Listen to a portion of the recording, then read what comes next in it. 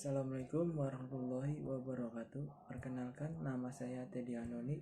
Saya di sini adalah ketua kelompok 4 dan saya ingin menjelaskan tentang dinamika persatuan dan kesatuan dalam konteks Negara Kesatuan Republik Indonesia. Sebelumnya saya ingin memperkenalkan kelompok saya, yaitu ada Wahyu Pratama, Rastina Isa, Rizko Marcel, Trikan Haikal, Winda Ramadini, Yuliana Arman, Saiful Bahri, Muhammad Fikri Aditya, dan Raffi Riyadi. Hakikat Negara Kesatuan Republik Indonesia. Konsep Negara Kesatuan Unitarisme. Negara Kesatuan sering juga disebut sebagai negara unitaris, unity, yaitu negara tunggal satu, negara yang monoteris, berpusat satu, berdiri hanya satu negara, satu pemerintah, satu kepala negara, satu badan legislatif yang berlaku bagi seluruh wilayah negara. Hakikat negara kesatuan yang sesungguhnya adalah kedaulatan, tidak berbagi-bagi, baik keluar maupun ke dalam, dan kekuasaan pemerintah pusat tidak dibatasi. Karakteristik Negara Kesatuan Republik Indonesia (NKRI) adalah harga mati. Pernyataan tersebut mengandung makna yang sangat dalam. Dalam pernyataan tersebut tergambar ketegasan sikap dan cita-cita bahwa negara Indonesia diperjuangkan kemerdekaan untuk berwujud. Konsep negara kesatuan diimplementasikan di bumi Indonesia. Untuk mewujudkan hal tersebut telah banyak pengorbanan yang dilakukan para pahlawan, mulai pengorbanan waktu, tenaga, pikiran, harta, bahkan nyawa. Hal tersebut dilakukan karena mereka mempunyai semangat kebangsaan. 1. Pro patria dan primus patrialis, yaitu mencintai tanah air dan mendahulukan kepentingan tanah air. 2. Jiwa solidaritas dan setia kawan. 3. Jiwa toleransi dan tegang rasa antar agama, antar suku, antar golongan, dan antar bangsa. 4. Jiwa tanpa pamrih dan tanggung jawab. 5. Jiwa kesatria dan kesabaran, jiwa yang tidak mengandung unsur dendam. B. Persatuan dan kesatuan bangsa Indonesia dari masa ke masa. Proses mempertahankan keberadaan Negara Kesatuan Republik Indonesia mengalami dinamika yang sangat menarik untuk dikaji. 1.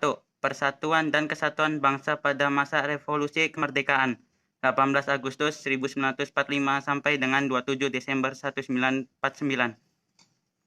Pasal 4 Aturan Peralihan UUD 1945 secara langsung memberikan kekuasaan yang teramat luas kepada Presiden.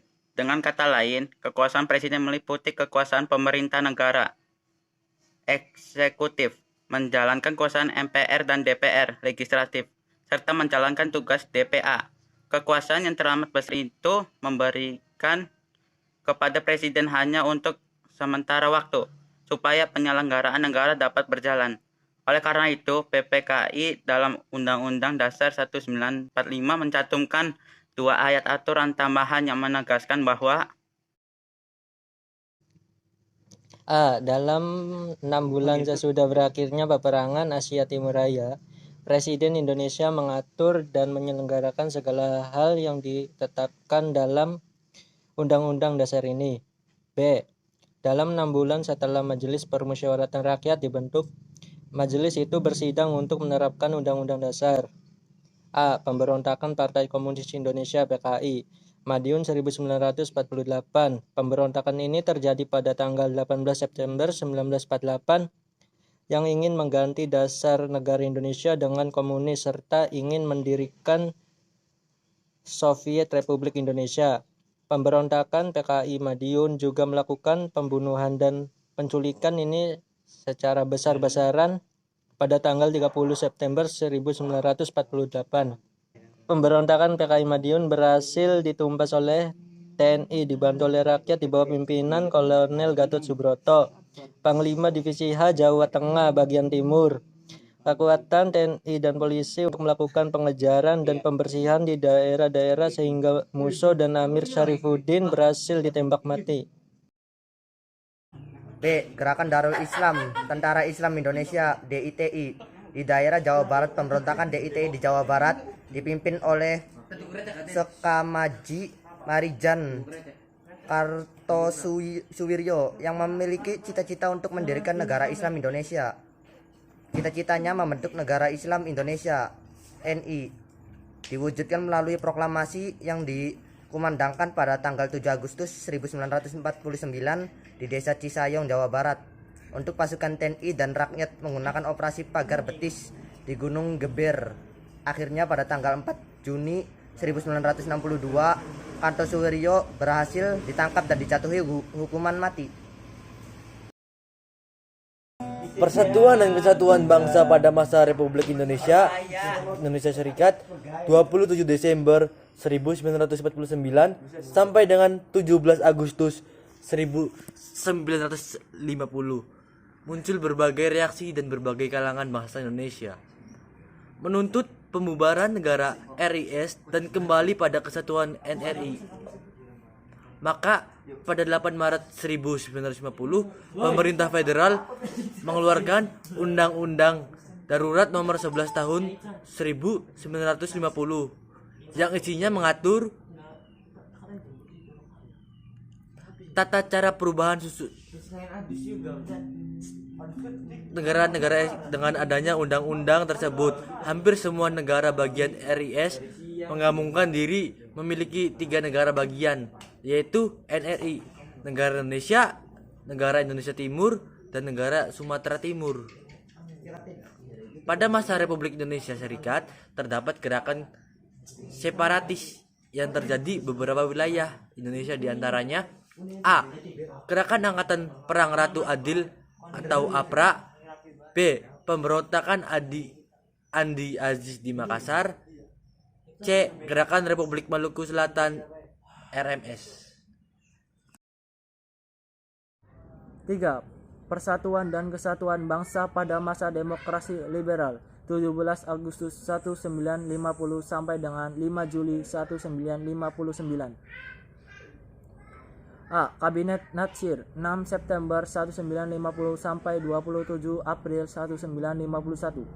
B. Kabinet Sukirman 27 April 1951 sampai 3 April 1952.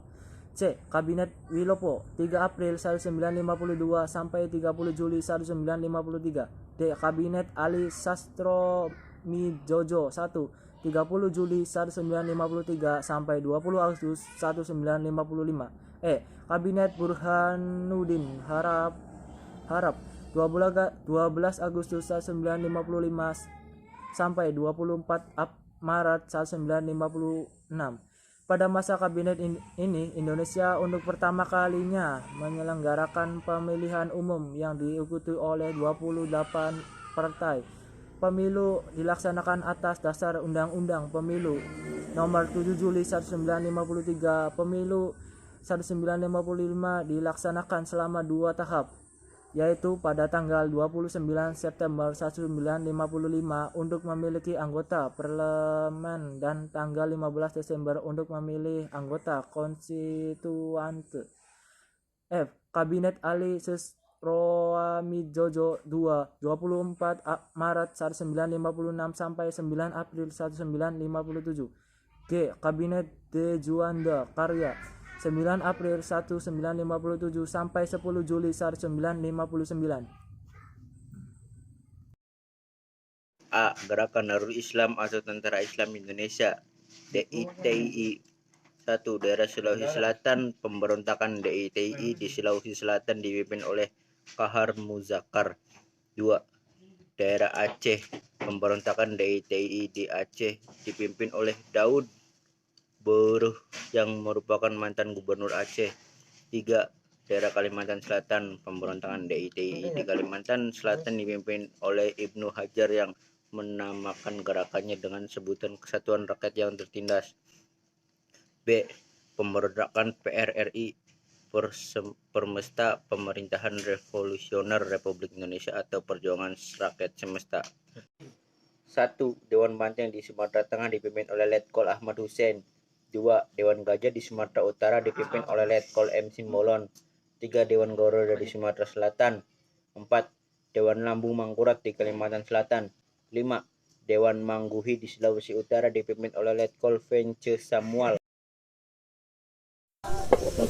Persatuan dan Kesatuan Bangsa pada masa Orde Lama 5 Juli 1959 sampai dengan 11 Maret 1966. A. Membubarkan DPR hasil pemilu dan menggantikannya dengan membentuk DPR gotong royong atau DPR GR yang anggotanya diangkat dan diberhentikan oleh Presiden. B. Membentuk MPR sementara yang anggotanya diangkat dan diberhentikan oleh Presiden. C. Penetapan Insinyur Soekarno sebagai Presiden seumur hidup oleh MPRS. D. Membentuk Front Nasional melalui penetapan Presiden nomor 13 tahun 1959 yang anggotanya berasal dari berbagai organisasi kemasyarakatan dan organisasi sosial politik yang ada di Indonesia. E. Terjadinya pemerasan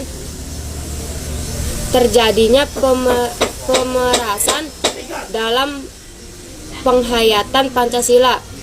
Pancasila yang berkedudukan sebagai dasar negara dan pandangan hidup bangsa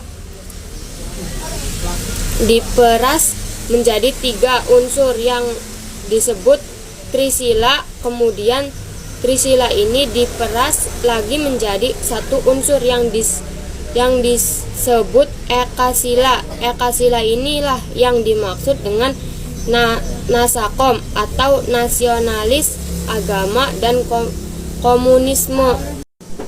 5. Persatuan dan Kesatuan pada masa Orde Baru 11 Maret 1966 sampai dengan 21 Mei 1998. Orde Baru melakukan beberapa penyimpangan terhadap Pancasila dan Undang-Undang Dasar 1945. Beberapa penyimpangan konstitusional yang paling menonjol pada masa pemerintahan Orde Baru sekaligus menjadi kelemahan sistem pemerintahan Orde Baru adalah sebagai berikut. A. Bidang ekonomi. B. Bidang politik. C. Bidang hukum. 6. Persatuan dan Kesatuan pada masa reformasi periode 21 Mei 1998 sampai sekarang.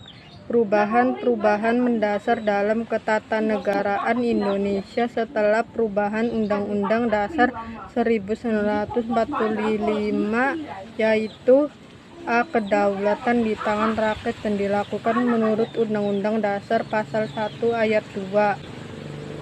B. MPR merupakan lembaga bikameral, yaitu terdiri dari anggota DPR dan anggota DPD. Pasal 2 Ayat 1. C. Presiden dan Wakil Presiden dipilih langsung oleh rakyat. Pasal 6A Ayat 1.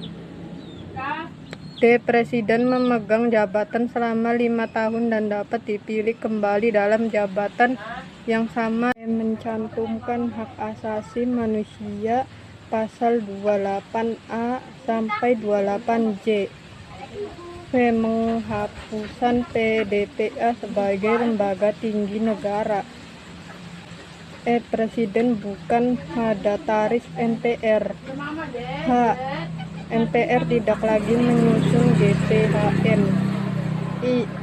Membentuk Mahkamah Konstitusi MK dan C. Anggaran pendidikan minimal 20%. Pasal 31 Ayat 4 kan negara kesatuan tidak boleh diubah.